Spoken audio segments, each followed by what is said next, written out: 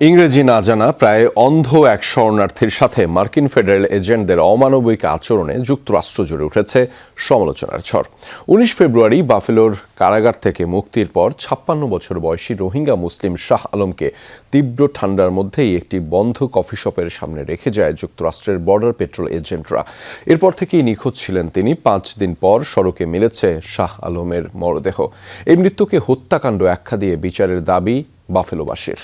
গ্লিটারের twin lemon ও antibacterial formula বাসনকে চকচকে জীবাণুমুক্ত করে আমাদের দেয় গ্লিটার গ্যারান্টি।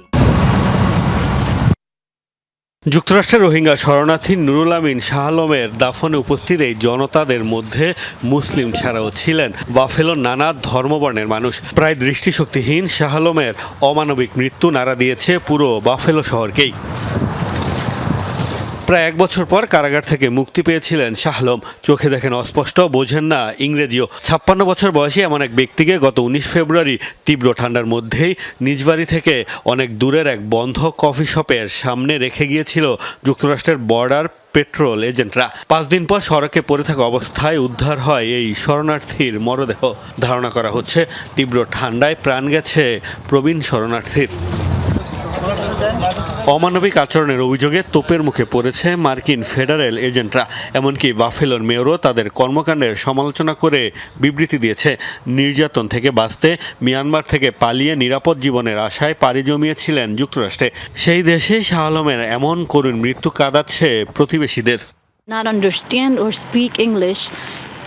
তিনি শারীরিকভাবে দুর্বল ছিলেন, ইংরেজি জানতেন না, ঠিকমতো হাঁটতে কিংবা দেখতে পারতেন না। তারা তাকে মসজিদ কিংবা গির্জার সামনে নামিয়ে দিতে পারত, কিংবা কোনো হাসপাতাল বা পুলিশের কাছেও পৌঁছে দিতে পারত। যা হয়েছে সেটি অমানবিক।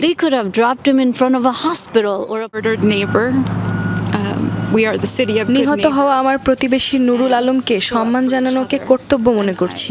বাফেলো ভালো প্রতিবেশীর শহর, আমরা একে অপরের পাশে দাঁড়াই। আমি একজন ইহুদি হয়ে আমার মুসলিম ভাই বোনদের সাথে হওয়া অন্যায় ও নিষ্ঠুরতার বিরুদ্ধে কথা বলাকে গুরুত্বপূর্ণ মনে করি।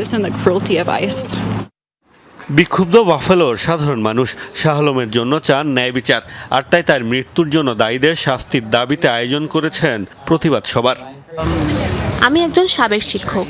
আমি অভিবাসীদের, নতুন শরণার্থীদের পড়াতাম। তাদের এখানে নিরাপদ থাকার কথা, তাদের নিরাপদ আশ্রয় দেওয়ার কথা আমাদের।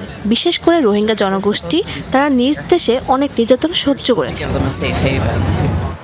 এ ঘটনায় এরই মধ্যে শুরু হয়েছে তদন্ত। ফেডারেল এজেন্টদের দাবি, শাহ আলমের ইচ্ছেতেই তাকে ওই কফি শপের সামনে ছেড়ে দেওয়া হয়েছে। এ সময় তাকে শারীরিকভাবে অক্ষম মনে হয়নি বলেও দাবি তাদের। মোস্তফা মাহমুদ, যমুনা নিউজ।